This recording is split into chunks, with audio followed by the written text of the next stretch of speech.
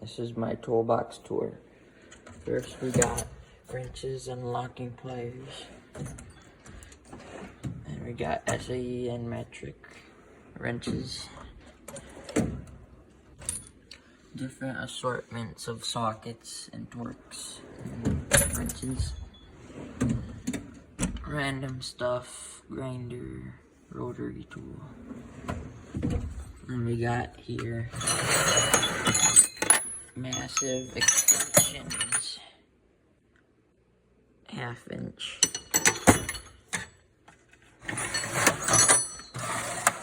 Random specialty kind of tools.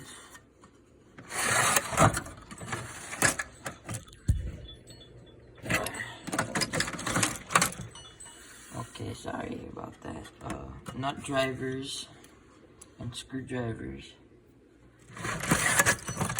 And lastly, just a bunch of extra sockets.